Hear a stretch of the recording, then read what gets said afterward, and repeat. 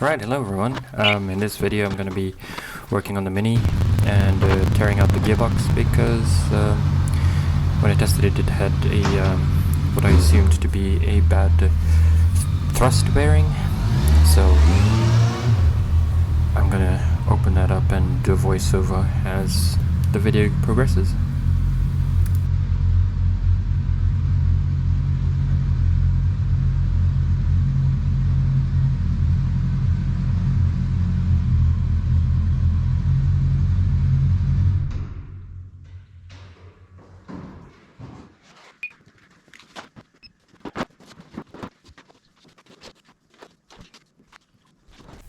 Okay, so here I'm removing the dust cover to gain access to the back of the bumper, and then I can unhook the bumper and the connections to the fog light and indicator that's in the bumper. Once that's removed, I will have to remove the front aluminum crash bar and then the front frame that houses the the radiator.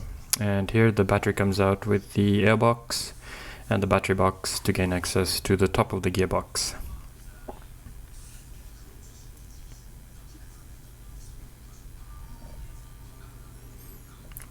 Alright, you just saw that I just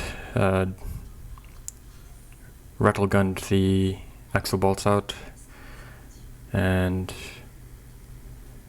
I'm having trouble with the radiator because of the hose. And later on in the video I have to remove the compressor because the line goes right across the gearbox and I wasn't able to get the gearbox out without moving that.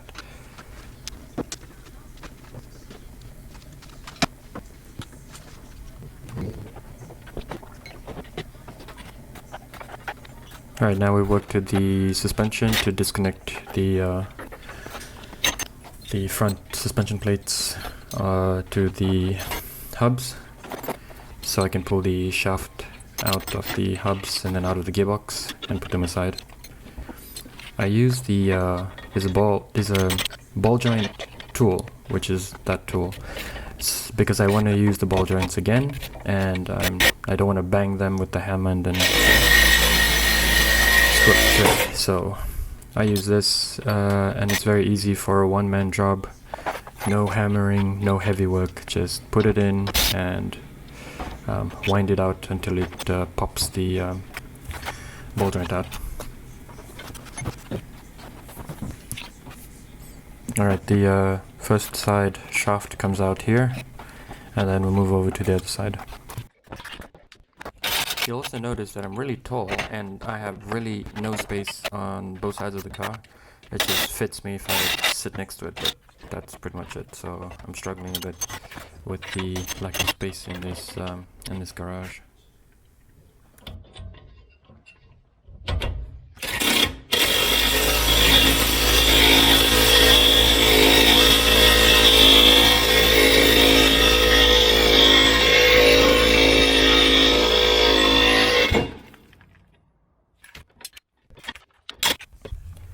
Okay, so what I didn't show was when one of my GoPros died, was I drained out the gearbox fluid before I started any of this work, because if you don't, then you just spew transmission fluid as soon as you pull out the shafts.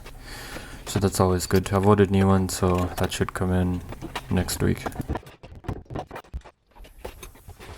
On the passenger side, it was a bit it took a longer time to do because it has 3 bolts holding the bracket on the shaft extension, because it's a longer shaft, and because the gearbox is on the left hand side of the car. And now that's out, I can gain access to the starter bolt. It took me a short time to do everything until I got to the starter bolt, and that was crazy, that took long. Now the gearbox bolts come out, except for one I will leave on the top. Double check everything on the top, disconnect the clutch sleeve and the gear cable, and then now we'll work into the last bolt for the starter, which is at the top, which took a longer time than everything else.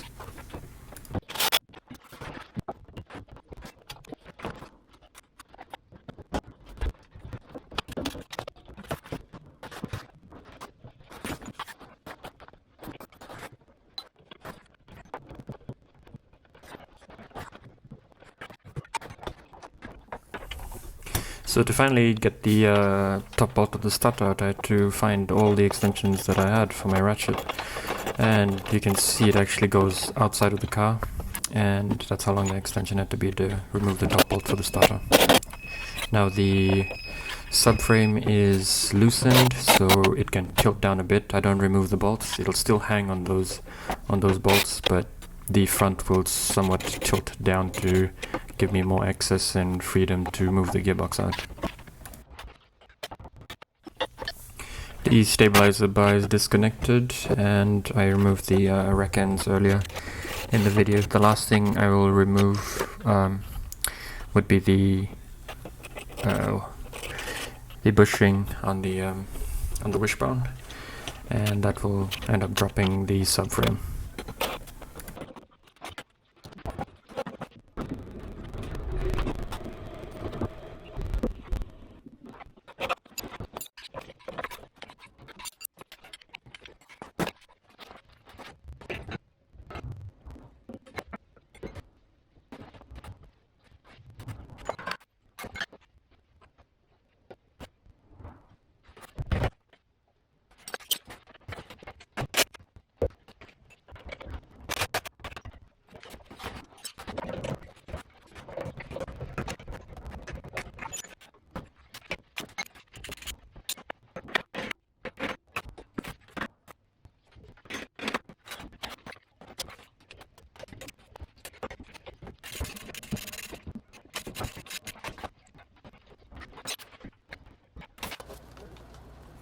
Okay, so at this point all my GoPros ran out of storage, so I'm using my phone to record this, and plus the inverter battery for the garage died as well, so I'm only using the light from my phone, Fiji style.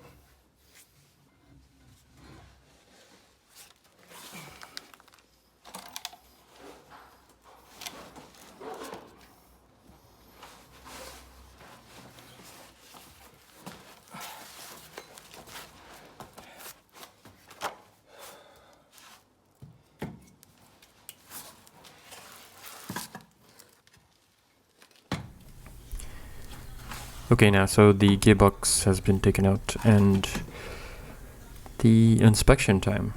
I anticipated the thrust bearing to be toast from the sound, hearing it and driving it. And as you can see, the thrust bearing is completely exploded. And it also damaged the bearing guide. All of those I ordered in anticipation, the guide, which is that, thrust bearing, pressure plate and clutch plate, but the fork is also broken, which I didn't anticipate, so the project is on hold until that comes with the new fork bushings.